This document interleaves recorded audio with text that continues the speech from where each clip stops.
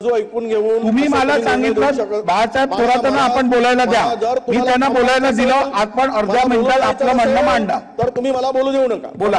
असं रिस्ट्रिक्शन करून अर्धा मिनिट तो तुमचा अधिकार आहे. बोला आता बोला बोला.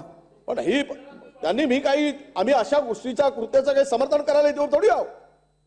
जे काही महाराष्ट्रात होते, ज्या पद्धतीनं कुठल्याही लोकप्रतिनिधी असू देत त्यांचा अपमान जो होतो आम्ही पण सहन केला ना.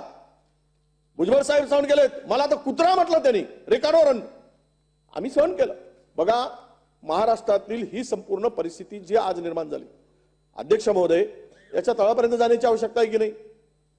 ज्या पद्धतीनं तुम्ही एसआयटी चौकशी करा ते मागणी करता, तुम्ही कोणावर हेतवारोप करण्यापेक्षा कुठून दगड आलेत, कुठून तलवारी आल्यात, कोण कधी जाऊन पुढे गेलेत, महाराष्ट्राने बघितलं ना वाटाघाटी, कोण समाजाचा हिरो व्हायसाठी निघालेत, हे काय लपून राहिलंय काय? आणि त्यातून जर ते कोणीतरी महाराज आलेत, ते काहीतरी त्यांच्यावर आरोप केलेत. बघा ओबीसीचा धक्का लागू नये या भूमिकेशी आम्ही होतो, ती भूमिका मांडली. मी ज्यावेळेस प्रस्ताव आला शासनाने मांडला 10% मराठा समाजाला आरक्षण द्यायचा, आम्ही म्हटलं एकमताने घ्या, बहुमताचा विषय होता. इथे या ठिकाणी उभं होऊन आम्ही सांगितलं, अध्यक्ष महोदय, महाराष्ट्र बेचिराग करू या गोष्टीचं समर्थन आम्ही करणार नाही, त्याचा आम्ही निषेधच करू. त्याची चौकशी आम्ही मागणी करतो. चौकशी करा ना. थांबवलं कोण? माननीय उपमुख्यमंत्री 5 वर्ष मुख्यमंत्री होते, त्यावेळेस ते गृह खातं त्यांनी जास्त सक्षमपणे सांभाळलं. काही आम्हाला माहिती आहे, घ्यावा त्याचा निर्णय. कोण अडवलंय?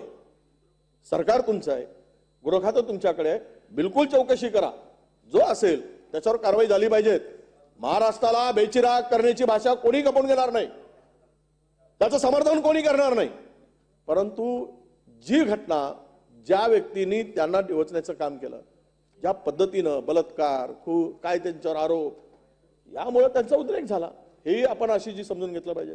तो माणूस, आम्ही वैचारिक मतभेद असतील, तो खरं तर राजकारणी नव्हताच हे 100% आहे. त्याला राजकारणी आपण लोकांनी केलाय.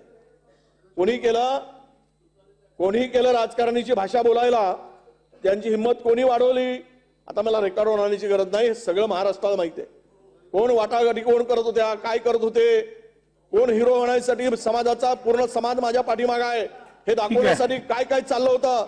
आणि अध्यक्ष महोदय, विषय असा आहे की हा विषय ज्यावेळेस सन्माननीय सदस्य शेलार साहेबांनी मांडला, ही भाषा कोणीही करता कामा नये.